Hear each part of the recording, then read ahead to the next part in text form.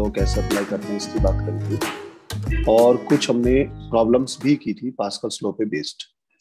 और फिर एक प्रॉब्लम की थी हमने हाइड्रोलिक लिफ्ट की, जो पास्कल लॉ पे काम करता है। ठीक है, उसमें कुछ छोटे मोटे पॉइंट मेरे पास रह गए थे जिनको मैं अभी डिस्कस करना जा रहा हूँ।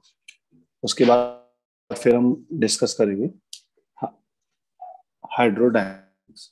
ओके, तो कल मैंने आपको बताया था कि अगर दो डिफरेंट मासेस, डिफरेंट डेंसिटी के लिक्विड हमारे पास आपस में मर्ज होते हैं तो मिक्सचर का जो डेंसिटी होगी वो कितनी होगी? Twice of rho one rho two upon rho one plus rho two. ये तब का केस है अगर हमारे पास M1 और M2 इक्वल हो जाए, और अगर हमारे पास वॉल्यूम इक्वल होता है तो उस केस में डेंसिटी होती है rho one plus rho two upon two. ठीक है, ये तब होता है जब दोनों का वॉल्यूम इक्वल होता है। तो ये हमने दो पॉइंट कल कराए थे आपको। क्लियर? तीसरा पॉइंट हमने बात करी थी बाइंड फोर्सेस की। पहला पॉइंट ये था, दूसरा पॉइंट ये था, थर्ड पॉइंट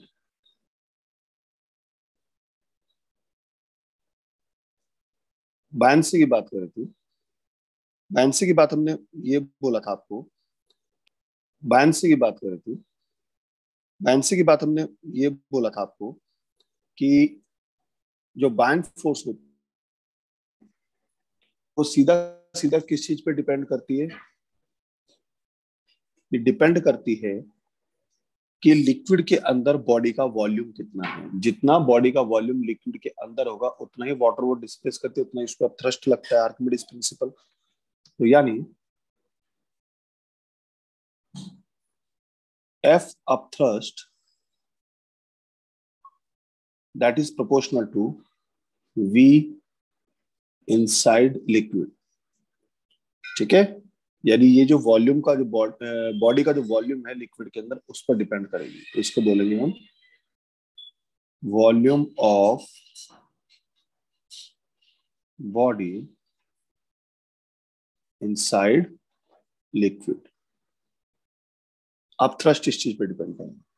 इसके अलावा बॉडी का मास, बॉडी का साइज, बॉडी की डेंसिटी, इन चीजों पे डिपेंड नहीं करता, और सिर्फ एक ही फैक्टर पे डिपेंड करता है कि बॉडी का कितना वॉल्यूम लिक्विड के अंदर एग्जिस्ट करता है। क्लियर? ये न्यूमेरिकल करते टाइम इस चीज को ध्यान रखना। फोर्थ पॉइंट, जो बॉयंट फोर्सेस होती है ये फ्लूइड के नेचर पे डिपेंड करती है। buoyancy depends on nature of fluid and is directly proportional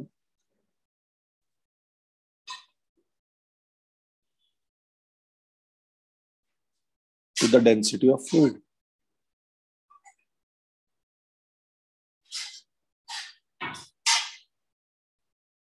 fluid की डेंसिटी के डायरेक्टली प्रोपोर्शनल होता है। यही रीजन है कि जो फुल्ली सबमर्ज्ड बॉडी होती है उसमें जो अपथ्रस्ट लगता है वो ज्यादा होता है अगर मैंने उस बॉडी को सी वाटर में डिप किया as compare to pure water. क्योंकि देखो, density of sea water is greater than the density of pure water. So इसका मतलब ये हुआ कि जो अपथ्रस्ट है सी वाटर में वो ग्रेटर होगा अपथ्रस्ट प्योर वाटर में।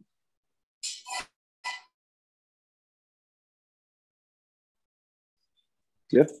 नेक्स्ट, जब भी किसी बॉडी को लिक्विड के अंदर डिप किया आपने, किसी फ्लूइड में डाला, तो उस पर फोर्स लगेगा, और फोर्स लगेगा, फोर्स मींस अपथ्रस्ट लगेगा। अपथ्रस्ट लगेगा तो इट इज अंडरस्टूड कि बॉडी का वेट डिक्रीज हो जाएगा। जो इफेक्टिव वेट है वो आपको, जो अपेरेंट वेट होगा वो डिक्रीज हो जाएगा। तो कितना डिक्रीज हो जाएगा?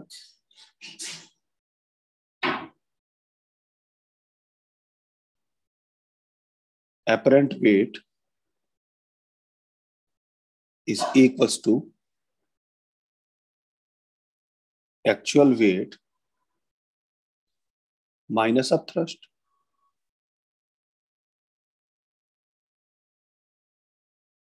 जो चेंज हुआ वेट में वो कितना हो जाएगा, actual minus apparent. So change in weight कितना हुआ, एक्चुअल माइनस एपरेंट। और एक्चुअल माइनस एपरेंट किसके इक्वल है, अप थ्रस्ट के इक्वल है। तो जितना अप थ्रस्ट होगा उतना ही वेट में चेंज होगा। Clear. Next,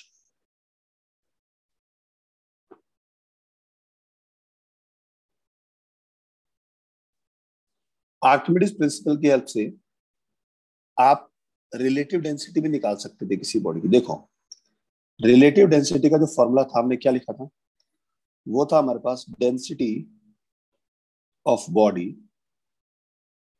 upon density of water 4 degree Celsius पर, एट 4 डिग्री सेल्सियस। तो अगर बॉडी की डेंसिटी है तो मैं यहां पे भी लिख सकता हूं वेट ऑफ बॉडी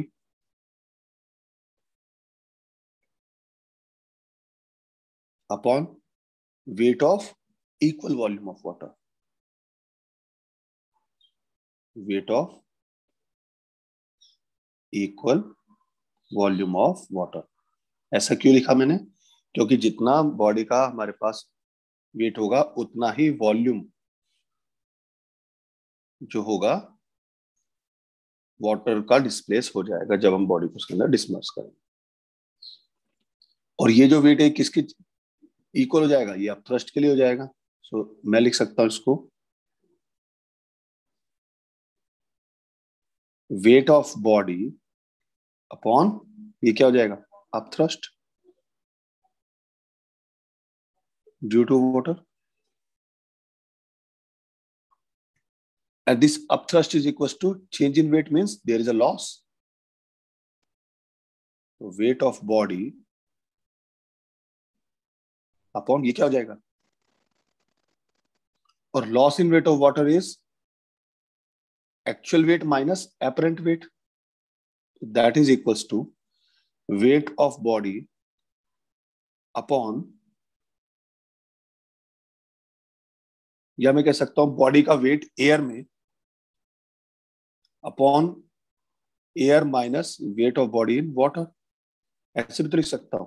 ये हो गया रिलेटिव डेंसिटी। तो देखिए रिलेटिव डेंसिटी आप सीधा वेट पे कैलकुलेट कर सकते हो। आपको हर बार बॉडी की डेंसिटी और वाटर की डेंसिटी 4 डिग्री सेल्सियस में निकालने की जरूरत नहीं। अगर आपको वेट दिया हुआ तो आप डायरेक्ट वेट से भी रिलेटिव डेंसिटी कैलकुलेट कर सकते हो। अगर आप ये निकाल सकते हो तो आप स्पेसिफिक ग्रेविटी भी निकाल सकते हो। ये पॉइंट नंबर 6 था। Point number 7,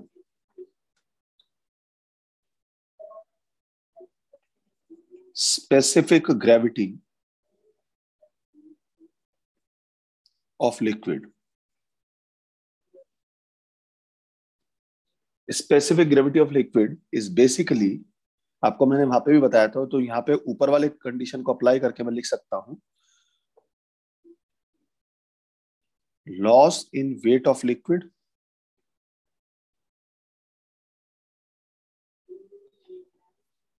upon loss in weight. तो अगर हमारे पास एयर का वेट दे रखा है बॉडी का माइनस, जब उसको लिक्विड में डिप किया upon liquid what, air minus water. So this is the specific gravity of liquid. इस तरह क्वेश्चन बहुत आते हैं एग्जाम में। जैसे कई बार पूछ लेता है कि एक बॉडी है, उसका एयर में वेट इतना है, वाटर में वेट इतना है और लिक्विड में वेट इतना है, तो बताइए कि लिक्विड की स्पेसिफिक ग्रेविटी कितनी है। तो आपको सीधा सीधा बॉडी का वेट एयर में माइनस लिक्विड में अपॉन एयर में वेट माइनस वाटर में, आप इसको निकालिए और आपका सीधा सीधा रिजल्ट आ जाएगा। जैसे मैं क्वेश्चन भी कराता हूं आपको। बॉडी है,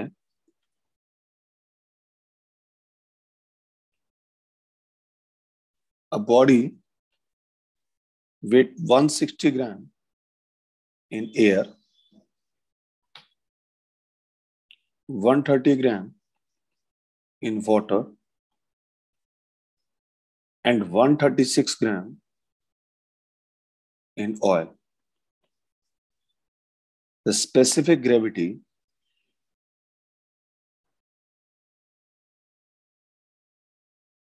of oil will be. तो देखो सीधा सीधा सॉल्यूशन है, निकल जाएगा इसका. The specific gravity of oil will be equals to weight of body in air 160 minus oil में 136 अपॉन 160 माइनस वाटर में 130. वाटर वाला नीचे आता है. कितना हो जाएगा हमारे पास ये? 160 minus 136 is 24. That is upon 30. 3 से हो जाएगा. 3 8 जा 24, 3 10. तो 0.8 आंसर आ गया आर्किमिडीज प्रिंसिपल पे. An iceberg is floating partially. क्या कह रहा है हमारे पास? एक आइसबर्ग है, वो पार्शियली फ्लोट कर रहा है. ये देखो, ये हमारे पास सपोज ये एक सी है और इसमें ये एक हमारे पास आइसबर्ग है. ये पार्शियली फ्लोट कर रहा है. ये लेवल है इसमें.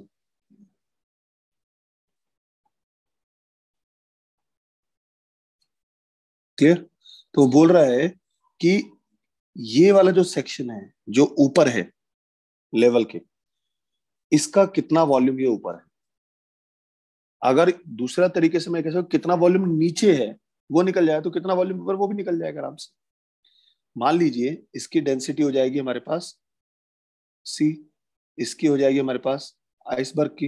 ये दोनों दे रखी हैं.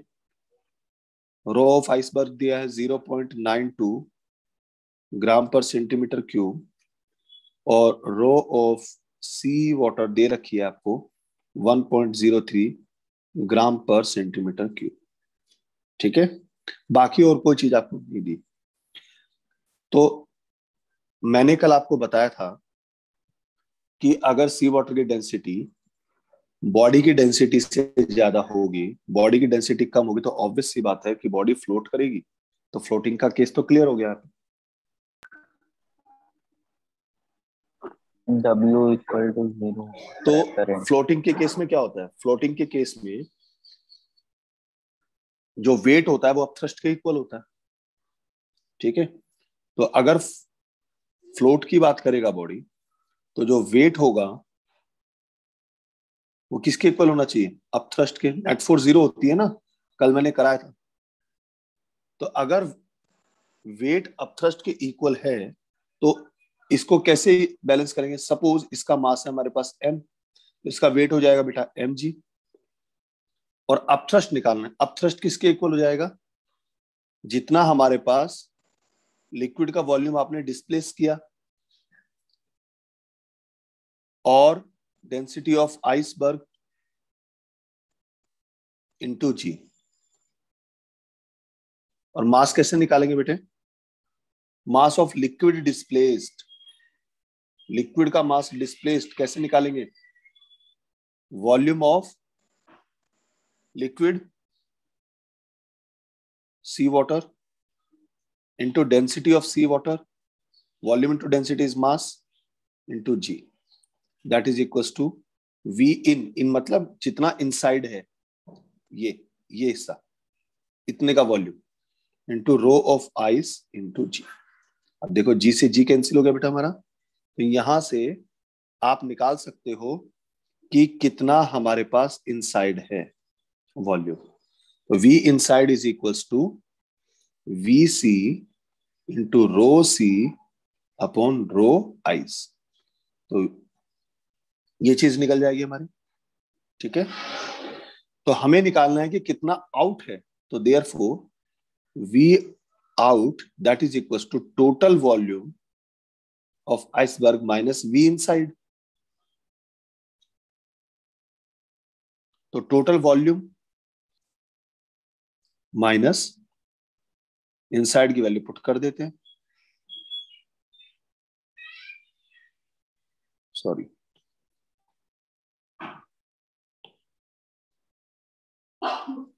रो सी अपॉन रो आइस। क्लियर? यहां से वी सी कॉमन आ गया, so 1 minus rho C upon rho ice, that is v out. और उसने पूछा फ्रैक्शन, तो फ्रैक्शन कितना हो जाएगा, देयरफॉर फ्रैक्शनल आउट कितना हो जाएगा, V out with respect to V sea, यानी वी टोटल। तो ये हो जाएगा हमारे पास 1 माइनस रो सी अपॉन रो आइस। जितना लिक्विड का डिस्प्लेस होगा ना, यहां पे गड़बड़ कर rho of iceberg, rho of sea, so v inside is equals to row of ice upon row of c। ठीक है, तो टोटल वेट हो जाएगा हमारे पास ये भी यहाँ पे चेंज हो जाएगा, रो ऑफ आइस अपॉन सी, ये भी हो जाएगा हमारे पास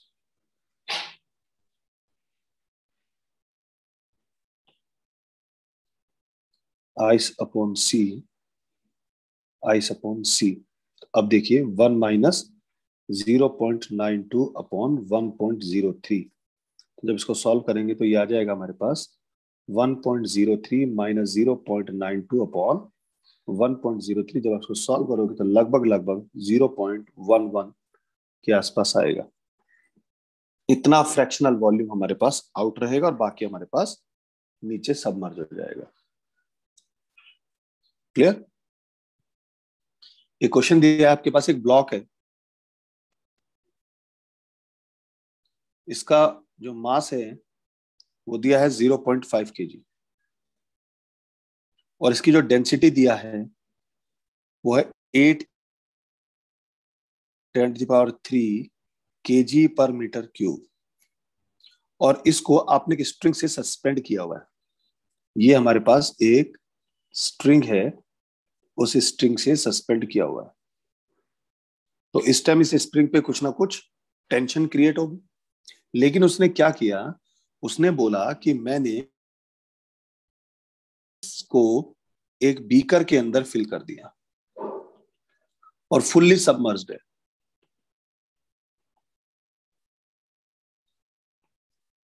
तो अब बताना है कि टेंशन कितनी होगी स्ट्रिंग में। अब स्ट्रिंग में टेंशन बताइए कितनी होगी। तो देखिए यहाँ पे ऐसी प्रॉब्लम को कैसे सॉल्व करेंगे, इसका वेट mg डाउनवर्ड काम करेगा और इस पे ऊपर की तरफ एक अपथ्रस्ट लगेगा यहाँ पे,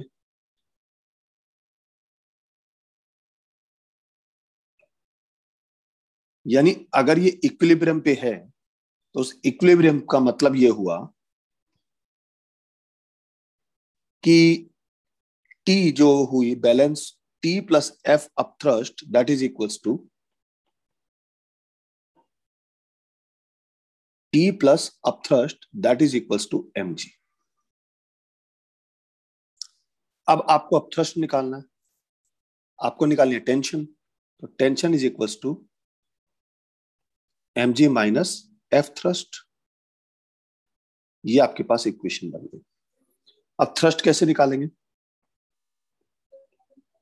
F thrust will be equals to volume of block, Archimedes principle लगाता हूं, volume of block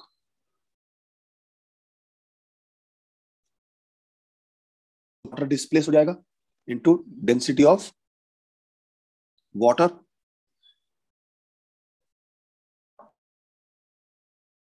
into g, this is the thrust. अब ब्लॉक का वॉल्यूम कैसे निकालोगे, ब्लॉक का वॉल्यूम हो जाएगा मास ऑफ ब्लॉक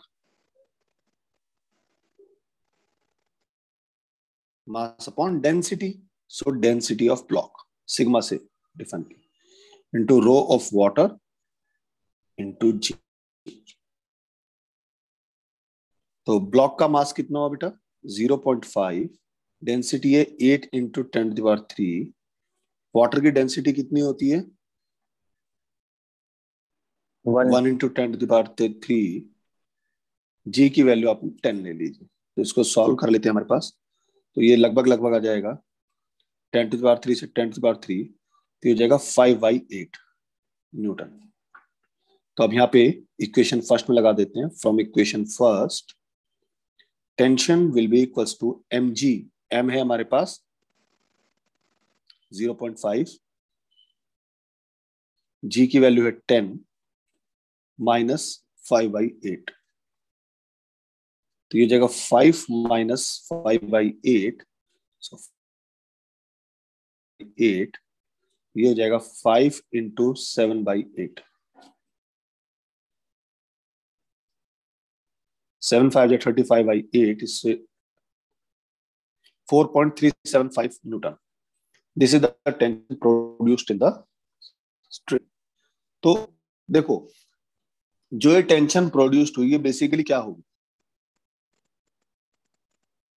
ये टेंशन जो है ये बेसिकली डिफरेंस है बॉडी के वेट में।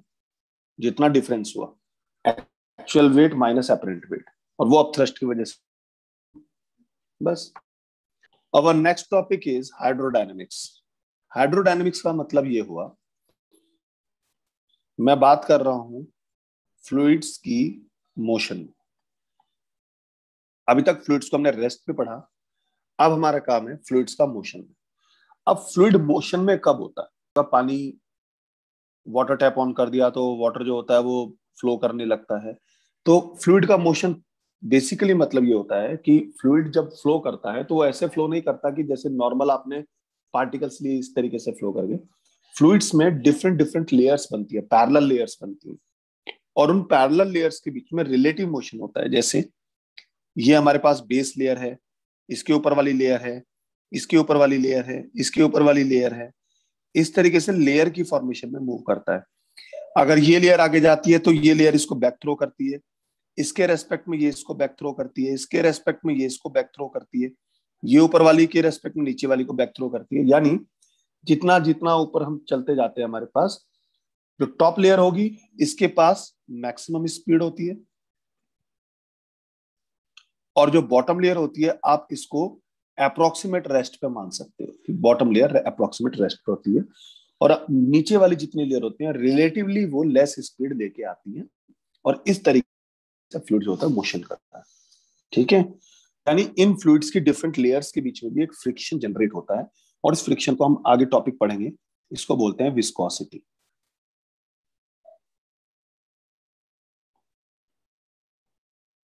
क्लियर? तो अब जब फ्लूइड हमारे पास मूव करता है तो वो मूव जो मोशन होगा वो हमारे पास अलग अलग तरीके का होता है। जैसे हम कई बार फ्लूइड्स के मोशन को जब डिफाइन करते हैं तो हम जनरली बोलते हैं कई बार कि स्टेडी फ्लो हो रहा है। ठीक है, कई बार हम बोलते हैं लैमिनार फ्लो है। लैमिनार फ्लो तो स्मूथ होता है कि आप जज कर ही नहीं सकते कि पानी चल रहा है या नहीं चल रहा है। और तीसरा होता है टर्बुलेंट फ्लो।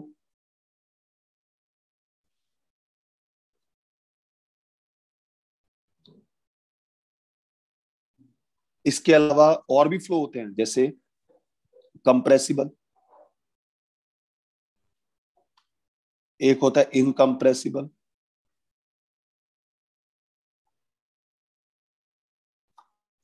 और रोटेशनल या इररोटेशनल। ये सब फ्लो होते क्या है? तो वन बाय वन इनको हम डिस्कस करते हैं। सबसे पहली बात आती है हमारे पास स्टेडी फ्लो की। ठीक है, स्टेडी फ्लो क्या होता है? इसको कई बार हम स्ट्रीमलाइन फ्लो भी बोल देते हैं। तो स्टेडी फ्लो एक ऐसा फ्लो होता है जिसमें जब फ्लूइड हमारे पास मोशन में होता है तो फ्लूइड की वेलोसिटी किसी पर्टिकुलर पॉइंट पर बदलती नहीं है।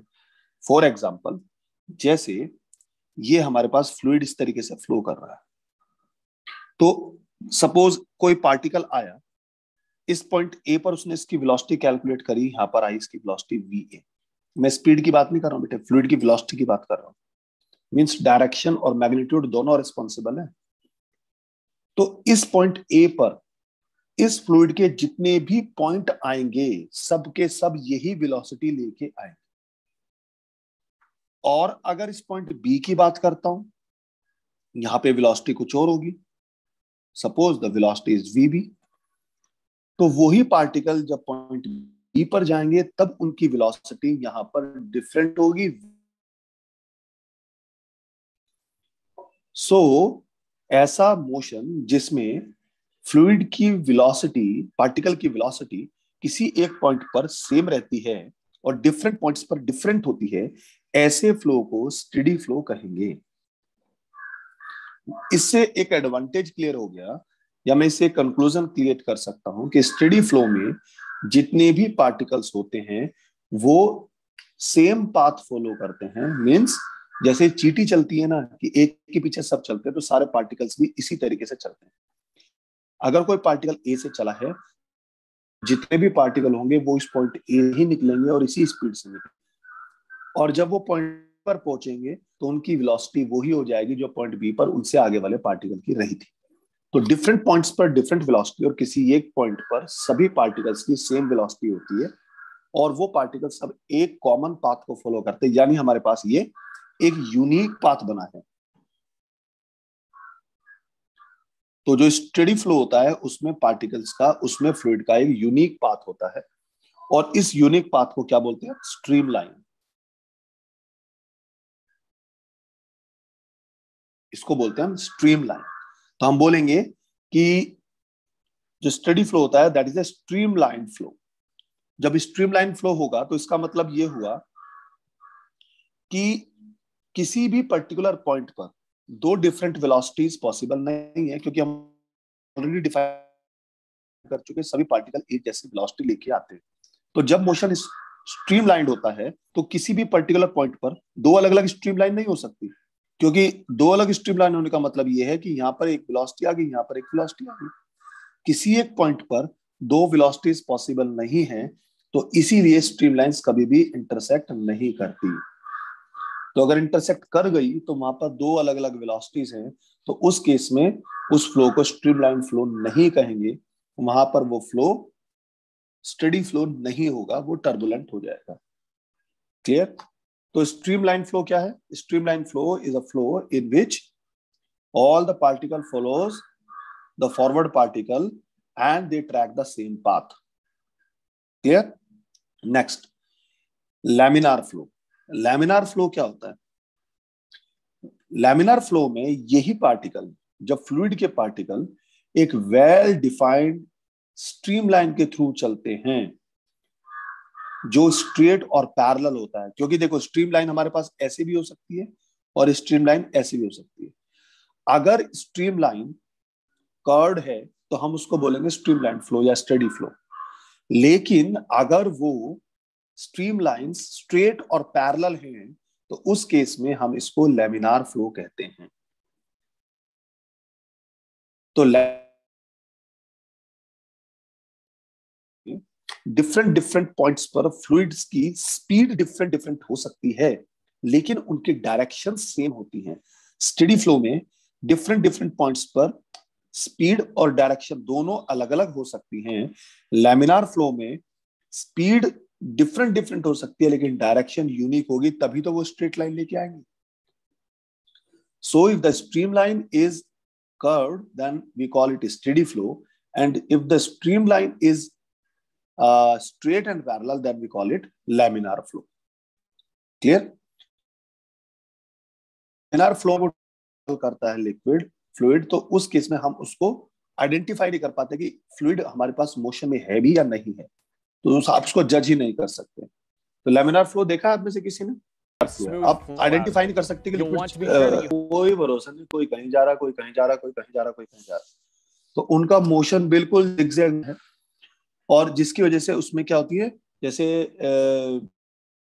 एडीज जनरेट होते हैं उसके अंदर, भंवर बोलते हैं इसमें कि भंवर बन गया, तो एडीज बनने लगते हैं। तो जब हमारे पास टर्बुलेंट फ्लो होता है तो उस time there is a big loss of energy.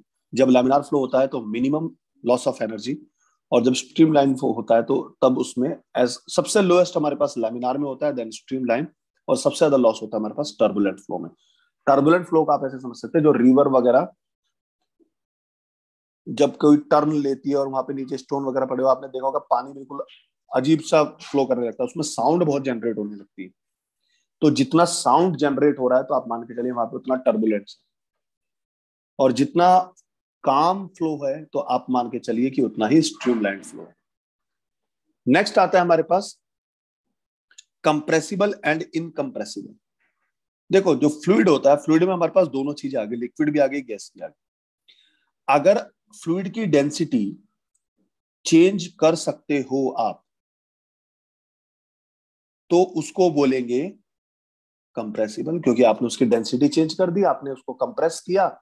या अगर लिक्विड कंप्रेस हो गया तो उसकी डेंसिटी चेंज हुई। जनरली लिक्विड को आप कंप्रेस नहीं कर सकते, liquids are incompressible. So if liquids are incompressible we can not change their density. तो लिक्विड के हर पॉइंट पर डेंसिटी सेम होती है, so generally liquids are incompressible. But जो फ्लूइड गैसेस होती हैं we can compress the gases.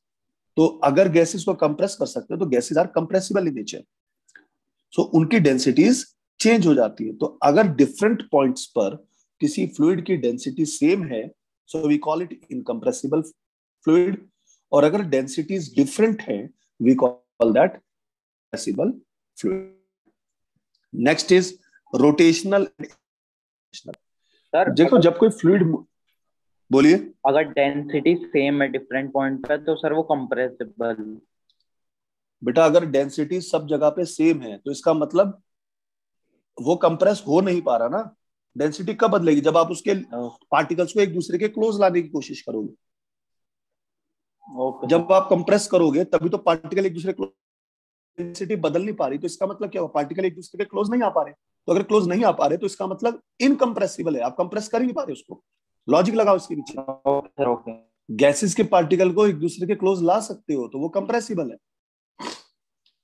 Next is rotational and irrotational. Fluid जो है जब भी फ्लो करता है तो उसमें उसके पार्टिकल्स भी होते हैं। तो अब फ्लूइड्स की डिफरेंट लेयर्स तो फ्लो कर रही है, लेकिन लेयर्स के साथ साथ क्या उनके पार्टिकल्स भी रोटेट कर रहे हैं? अगर पार्टिकल्स भी रोटेट कर रहे हैं अलोंग द पाथ लाइन तो उस केस में बोलते हैं उसको रोटेशनल फ्लो। और अगर पार्टिकल्स जो रोटेट नहीं कर रहे, सिर्फ वो स्लाइड कर रहे हैं एक लेयर टू दूसरी layer, then it is called irrotational flow. तो इरोटेशनल फ्लो में पार्टिकल्स अपनी एक्सिस के अराउंड रोटेट नहीं करते, वो स्लाइड करते हैं। रोटेशनल फ्लो में जब पार्टिकल की लेयर्स फ्लो करती हैं तो पार्टिकल्स भी अपनी एक्सिस के अराउंड रोटेट करते हुए जाते हैं, तो रोलिंग वाला कॉन्सेप्ट आ जाता है उसमें। क्लियर? तो ये हमारे पास डिफरेंट डिफरेंट फ्लो हैं। ये ऐसा इसलिए कराया मैंने क्योंकि जब हम एक आइडल फ्लूइड की बात करते हैं तो आइडल फ्लूइड के पास क्या कंडीशंस होती है? पहली, वो इनकंप्रेसिबल होना चाहिए। दूसरी कंडीशन, वो नॉन विस्कस होना चाहिए। नॉन विस्कस का मतलब लेयर्स के बीच में रिलेटिव मोशन नहीं होना चाहिए, टॉप लेयर और बॉटम लेयर सब एक साथ चलनी चाहिए सेम वेलोसिटी से। जनरली ऐसा होता नहीं है। तीसरा, स्ट्रेट फ्लो होना चाहिए उसका। And fourth, particles irrotational flow होना चाहिए। इसलिए मैंने आपको कराया कि अगर हमारे पास एक आइडल फ्लूइड है, आइडल फ्लूइड के पास क्या क्या कंडीशन होती है? पहली, वो इनकंप्रेसिबल होता है। दूसरी कंडीशन, वो नॉन विस्कस होना चाहिए। तीसरी कंडीशन, स्टेडी फ्लो होना चाहिए। And the fourth condition, irrotational होना चाहिए। अब 100% तो पॉसिबिलिटीज नहीं होती, और जब हमारे पास ये सारी कंडीशन मीट होती हैं तो तब हम उसको बोलते हैं आइडल फ्लूइड। और आइडल फ्लूइड जो है, बर्नौली थ्योरम एप्लीकेबल ही आइडल फ्लूइड पर ही होती है। जो बर्नौलीज थ्योरम है वो आइडल फ्लूइड पे ही एप्लीकेबल है। तो अगर हमारे पास इनकंप्रेसिबल की जगह कंप्रेसिबल लिक्विड है तो you will not apply the Bernoulli's theorem. अगर फ्लूइड आइडल नहीं है तो आप बर्नौली थ्योरम नहीं लगा सकते। बात समझ में आया? अब हमारे पास जब भी कोई फ्लूइड फ्लो करता है तो उसमें दो चीजें आ गई। एक तो उसका मास कंजर्व रहता है, और अगर मास कंजर्व्ड है, क्योंकि ये तो यूनिवर्सल लॉ है, अगर कंजर्वेशन ऑफ मास एप्लीकेबल है तो वहां पर जो हमारे पास लॉ बनता है that is called equation of continuity, यानी लॉ ऑफ कॉन्टिन्यूटी आता है। जब हमारे पास मास कंजर्व्ड होता है तो वहां पर हम पढ़ते हैं law of continuity. Law of continuity का मतलब सीधा सा है कि mass is conserved, conservation of mass की बात करता है। अब लॉ ऑफ कॉन्टिन्यूटी क्या है, बहुत इजी है, समझाता हूं आपको। सपोज आपके पास ये एक पाइप है, इररेगुलर क्रॉस सेक्शन है। इस साइड का जो हमारे पास क्रॉस सेक्शनल एरिया है वो कुछ और है, आई कॉल इट A1, और जो इस साइड का क्रॉस सेक्शनल एरिया है वो कुछ और है, I call it E2। Suppose this point is X, this point is Y। Clear? Law of continuity आपको एक मैथमेटिकल एक्सप्रेशन देता है, किसके लिए? कंजर्वेशन ऑफ मास के लिए। तो लॉ ऑफ कॉन्टिन्यूटी क्या कहता है कि अगर हमारे पास फ्लूइड जो है स्टेडी मोशन में है, स्टेडी फ्लो में है, तो उस केस में किसी टाइम पर जितना मास एंटर करता है उतना ही मास दूसरे एंड से लीव कर जाएगा।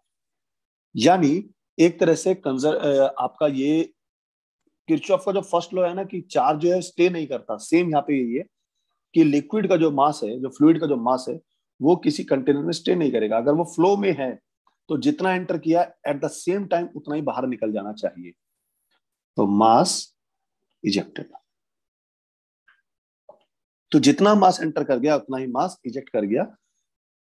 तो किसी इंस्टेंट पर, तो मैं एक काम करता हूं, मैं एज्यूम कर लेता हूं कोई time interval, suppose 10 second, 20 second, 50 second में हमने देखा कि कितना मास एंटर कर गया, 50 सेकंड में दूसरे एंड पे देखा कितना मास लीव कर गया।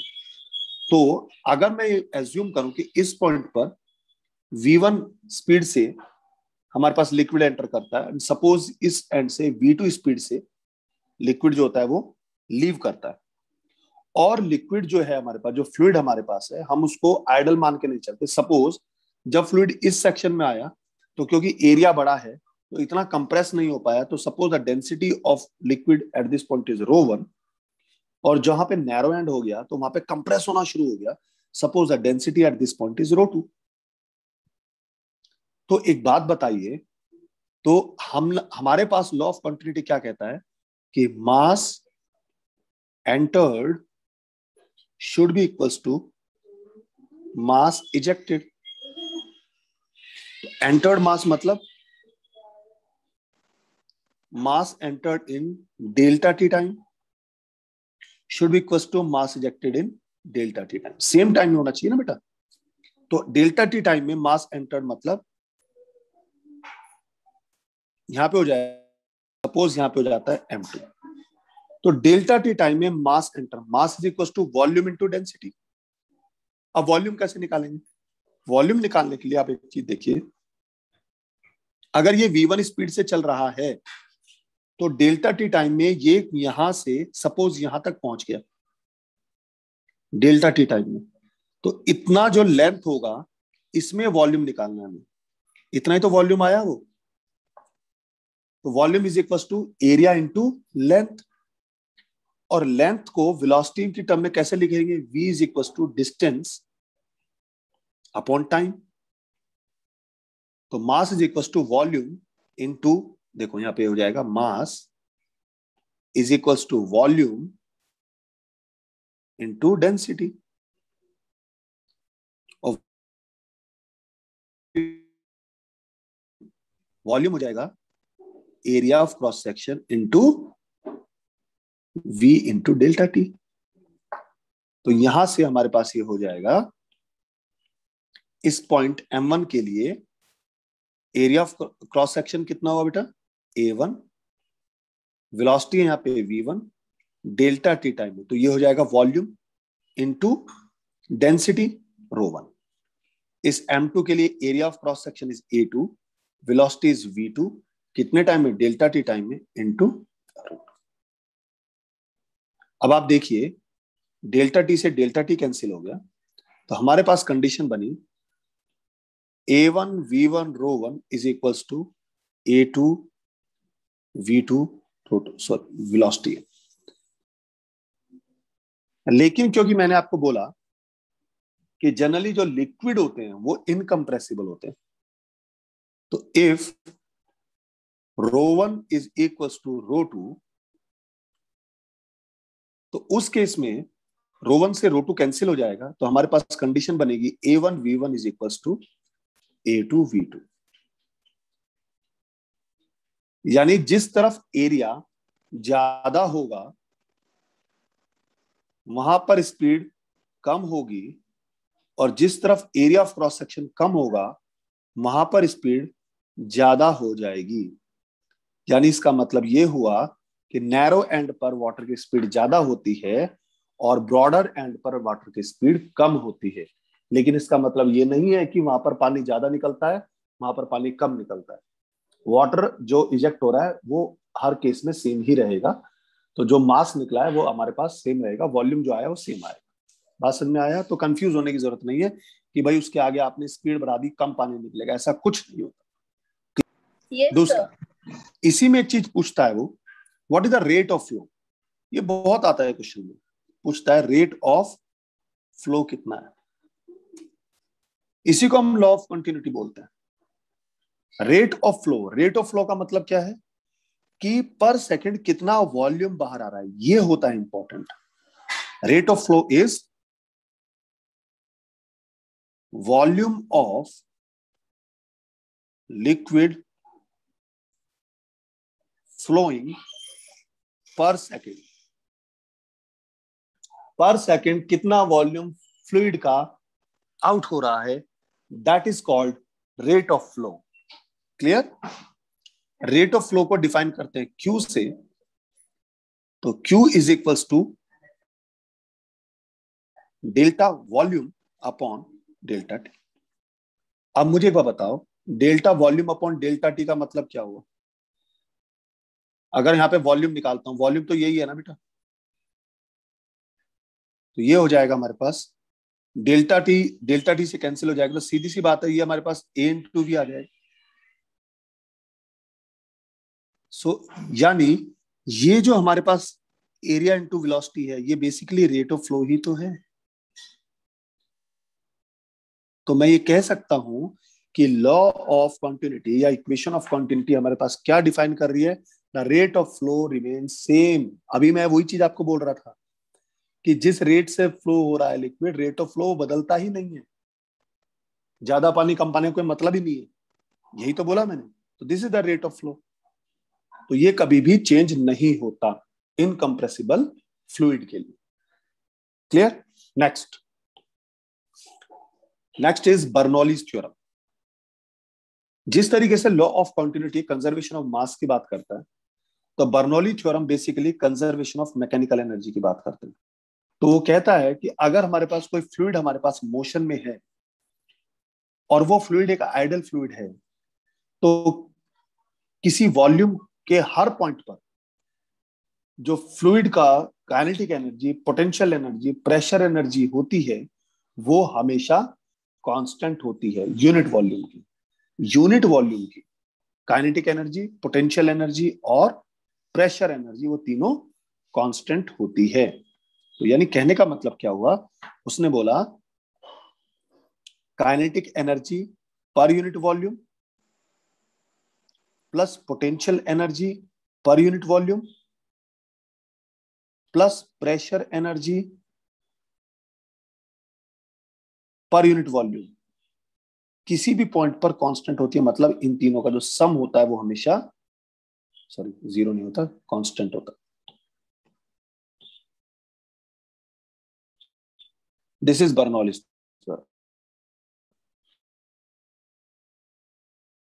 बात ये कि काइनेटिक, अब मैं समझाता हूं आपको। कोई भी जो फ्लूइड हमारे पास फ्लो करता है, आइडल फ्लूइड, उसके पास तीन तरह की एनर्जी होती है। तो पहली एनर्जी होती है हमारे पास काइनेटिक एनर्जी। काइनेटिक एनर्जी का मतलब सीधा हो गया हमारे पास, आप पढ़ चुके हाफ इंटू mv स्क्वायर, और हमें निकालनी है kinetic energy per unit volume. Kinetic energy per unit volume का मतलब ये हुआ half of mv square upon volume. तो इसको मैं लिख सकता हूं half of mass upon volume into v square, और मास अपॉन वॉल्यूम होता है density half rho v square. This is called kinetic energy per unit volume. इसी तरीके से अगर पोटेंशियल एनर्जी कैलकुलेट करनी है तो पोटेंशियल एनर्जी आप आराम से निकाल सकते हो। लिक्विड फ्लूइड जो है वो कितनी हाइट पर है ग्राउंड के रेस्पेक्ट में, तो ये हो जाएगा mass of liquid g into h, कितनी हाइट है। अब पर यूनिट वॉल्यूम निकालना है अगर potential energy per unit volume, तो कैसे निकालेंगे बेटा? तो सीधी सी बात है, m upon volume into g h, mass upon volume is rho g h. तो ये आ गया आपकी पर यूनिट वॉल्यूम। तो in terms of density calculate कर रहे हैं। Third is the pressure energy. Pressure energy क्या होती है? तो जब हमारे पास लिक्विड एंटर करता है या लिक्विड लीव करता है तो उस पॉइंट पर क्या होता है? प्रेशर जनरेट होता है। क्योंकि क्या होता है, देखो अभी लॉ ऑफ कंटिन्यूटी आपने पढ़ा है। लॉ ऑफ कंटिन्यूटी का मतलब क्या है? जिस जगह पर एरिया ऑफ क्रॉस सेक्शन ज्यादा है तो इसका मतलब वहां पर वेलोसिटी कम है। वेलोसिटी कम क्यों है? क्योंकि उस जगह पर प्रेशर कम है। जब हम पॉइंट बी की बात करते हैं तो उस पॉइंट बी पर जो वाई पॉइंट था हमारे पास, वहां पर हमारे पास वेलोसिटी बहुत ज्यादा हुई। वेलोसिटी बहुत ज्यादा है क्यों? एरिया ऑफ क्रॉस सेक्शन कम है, तो इसका मतलब वहां पे प्रेशर ज्यादा है। जहां पर एरिया ज्यादा होगा, एरिया ऑफ क्रॉस सेक्शन ज्यादा होगा, वहां प्रेशर कम होगा। जहां एरिया ऑफ क्रॉस सेक्शन कम होगा वहां प्रेशर ज्यादा होगा। जहां स्पीड ज्यादा है वहां प्रेशर ज्यादा है, जहां स्पीड कम है वहां प्रेशर कम है। ये छोटे छोटे लॉजिक्स हैं, इनको ध्यान में रखो। तो इसका मतलब प्रेशर की वजह से लिक्विड जो है वो मूव कर रहा है। तो basically pressure energy is what, कि अगर हमारे पास किसी क्रॉस सेक्शनल एरिया से लिक्विड एक पर्टिकुलर प्रेशर की वजह से कुछ डिस्टेंस ट्रेवल करता है, तो उसने जो वर्क किया because of that pressure, that work is called the pressure energy. तो pressure energy is basically what, force into displacement, क्योंकि यही तो वर्क डन होगा। और force is equals to what, pressure into area into displacement. Suppose किसी point पर pressure लगा P, उसका एरिया ऑफ क्रॉस सेक्शन है A, और उसने डिस्टेंस ट्रेवल करी x, तो एरिया इंटू x क्या बन जाएगा? वॉल्यूम बन जाएगा ना। तो P into V, so this is called the pressure energy. So therefore pressure energy per unit volume is equals to P। तो जो प्रेशर है उसी को ही pressure energy per unit volume बोलते हैं, और जो प्रेशर एनर्जी होती है that is the pressure into the volume. तो pressure per unit volume that is the pressure. Clear? अब बर्नौली थ्योरम क्या कह रही है? बर्नौली थ्योरम ने क्या बोला था कि किसी भी एक आइडल फ्लूइड के लिए किसी भी पॉइंट पर जो हमारे पास प्रेशर एनर्जी, पोटेंशियल एनर्जी और kinetic energy per unit volume है, वो हर पॉइंट पर बराबर होता है। यानी किसी भी पॉइंट पर कांस्टेंट रहता है इनका सम। यानी pressure energy is P, kinetic energy is half rho v square, and potential energy is rho g h. ये हमेशा कांस्टेंट रहेगा। This is the Bernoulli theorem. यानी अगर हमारे पास कोई फ्लूइड इस तरीके से फ्लो कर रहा है और ये हमारे पास ग्राउंड है, और यहां पर ये इसका क्रॉस सेक्शन एरिया इस तरीके से है, इस जगह पर क्रॉस सेक्शन एरिया ये है, यहाँ पर इसका सेंटर पॉइंट ये है, यहाँ पर इसका सेंटर पॉइंट ये है, यहाँ पर इसकी स्पीड है v1, इस पॉइंट पर इसकी स्पीड है v2, यहाँ से इसकी जो ग्राउंड से हाइट है दैट इज h1, तो इससे पोटेंशियल एनर्जी आ जाएगी। यहाँ से जो इसकी हाइट है दैट इज h2, यहाँ से इसकी पोटेंशियल एनर्जी आ जाएगी। इस जगह का हमारे पास एरिया है हमारे पास A1, इस जगह का एरिया हमारे पास आ गया A2। तो बेटा इसका मतलब ये हुआ कि इस पॉइंट पर P1 plus half rho V1 square plus rho g H1 should be equals to इस पॉइंट पर P2 plus half rho V2 square plus rho g H2। ये होता है बर्नौलीज थ्योरम। यानी इस पॉइंट पर प्रेशर अलग होगा, इस पॉइंट पर प्रेशर अलग होगा। तो अंडरस्टूड है इस इक्वेशन को देख के कि प्रेशर वहां पर ज्यादा होगा जहां पर वेलोसिटी ज्यादा होगी। अब प्रूव कैसे करूंगा? सपोज ये H1 और H2 बराबर जाते हैं, लिक्विड जो है, जो फ्लूइड है, जो पानी की ट्यूब है, बिल्कुल स्ट्रेट लाइन में, तो H1 और H2 बराबर हो गए। तो उस केस में P plus half rho v square ये कांस्टेंट हो जाएगा। सो इसका मतलब ये है जहां पर वेलोसिटी ज्यादा हुई वहां पर प्रेशर बढ़ गया, जहां पर वेलोसिटी कम हुई वहां पर प्रेशर कम हो गया। क्लियर हुआ? ठीक है। अब इसको दूसरे तरीके से समझिए। हमने बात करी P plus half rho v square plus rho g h that is equal to constant. ये बेसिकली किसकी बात कर रहे हैं? ये बात कर रहे हैं एनर्जी पर यूनिट वॉल्यूम की बात कर रहे हैं।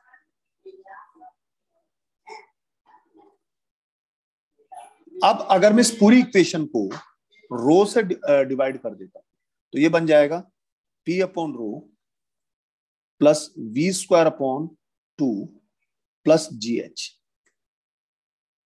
तो ये क्या बन जाएगा? ये भी कांस्टेंट ही होगा क्योंकि रो तो कांस्टेंट है ना बेटा। तो इस केस में ये बताएगा एनर्जी पर यूनिट मास। तो बर्नौली इक्वेशन सिर्फ ये नहीं बोल रहा है कि energy per unit volume constant होता है, एनर्जी पर यूनिट मास भी कांस्टेंट हो सकता है। और अगर मैं इसको जी से भी डिवाइड कर देता हूं तो ये बन जाएगा हमारे पास P upon rho g plus we square upon 2g plus H, g भी तो कांस्टेंट है।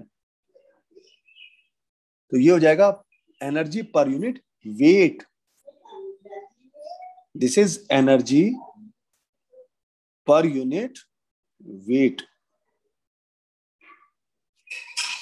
यहां पर एक बहुत इंपॉर्टेंट चीज आपको बता देता हूं कि इस वाले टर्म को क्या बोलते हैं? इसको बोलते हैं प्रेशर हेड, इसको बोलते हैं वेलोसिटी हेड, ग्रेविटेशनल हेड।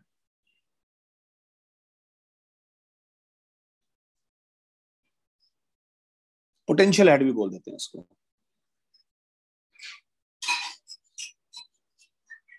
तो मैं एक स्टेटमेंट और बना सकता हूं कि एनर्जी पर यूनिट वॉल्यूम भी कांस्टेंट होता है या किसी भी पॉइंट पर प्रेशर हेड, वेलोसिटी हेड और ग्रेविटेशनल हेड का सम भी कांस्टेंट होता है। That is also Bernoulli's theorem.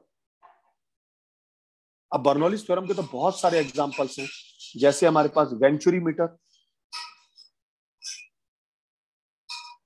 Venturi meter Bernoulli's theorem का एग्जांपल है। ठीक है, इसको फ्लो मीटर भी बोलते हैं। आपने देखा है कहीं वेंचुरी मीटर लगा हुआ? जनरली ये कहाँ लगता है कि हमारे घर में वाटर पाइपलाइन से कनेक्शन आता है तो जो मेन इनलेट होता है तो वहां पर इसको लगा देते हैं। तो उससे हम पता लगा सकते हैं कि कितना अमाउंट वाटर का आ रहा है, तो उससे वाटर का बिल बन सकता है। ठीक है, इसी तरीके से एक होती है हमारे पास टॉरिसेलीज थ्योरम।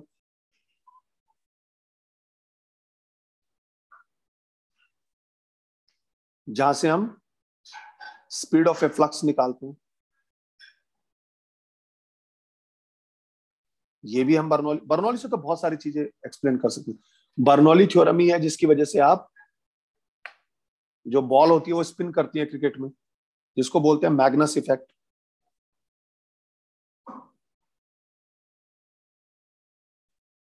ये भी बर्नौली थ्योरम का एग्जांपल है। जो हमारे पास एरोडायनेमिक इफेक्ट होता है जिसकी वजह से हमारे पास एयरक्राफ्ट के विंग्स वगैरह बनाई जाती हैं, जो हमारे पास टर्बाइंस होती हैं उनके ब्लेड्स बनाए जाते हैं, जो प्रोपेलर्स बनाए जाते हैं, ये सब बर्नौली थ्योरम के ऊपर ही डिपेंड करते हैं। आजकल आप लोग हैंड सैनिटाइज कर रहे हो, हैंड सैनिटाइज करने के लिए आप स्प्रे वाली बोतल यूज करते हो। वो जो स्प्रे का कॉन्सेप्ट है that is also an example of Bernoulli's equation.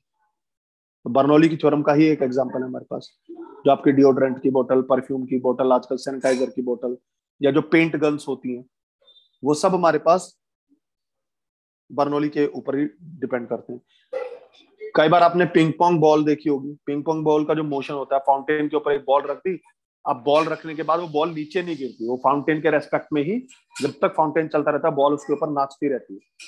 तो ये भी हमारे पास बर्नौली का ही। तो ये जो मोशन हो रहा है, देखो बॉल नीचे नहीं गिर रही है, ये सब दिख रहा है। ये जो बॉल ऊपर की तरफ डांस कर रही है ना, इसको किसी ने रोक नहीं रखा है, सिर्फ वाटर की वजह से। ये नीचे गिर सकती थी लेकिन नहीं गिरी।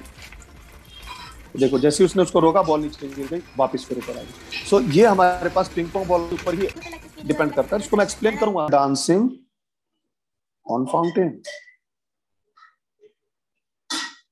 Dancing ball. अच्छा, कई बार आपने देखा होगा जब बहुत तेजी से स्टॉर्म वगैरह आता है तो उस टाइम जो टीन रूफ होती है वो उड़ जाती है। तो वो भी हमारे पास बर्नौलीज का एक इक्वेशन है। ट्रेन, बोला जाता है कि जब ट्रेन बहुत तेजी तो उसके पास खड़ी चाहिए, क्योंकि ट्रेन क्या होती है, अपनी तरफ खींच लेती है। एक एग्जांपल है कि जब कोई फास्ट मूविंग ऑब्जेक्ट होता है तो वो अपने नियर बाई ऑब्जेक्ट्स को अपनी तरफ अट्रैक्ट करता है। आप ऐसे एग्जांपल समझ सकते हो, जब आपने देखा होगा रोड पे खड़े होकर देखो, जब बहुत तेजी से कोई बस वगैरह निकलती है तो नीचे जो पड़े हुए हमारे पास रैपर्स वगैरह होते हैं वो बस की तरफ खींचते हैं एक बार को, फिर उड़ के हवा में नीचे गिर जाते हैं। देखा होगा ना।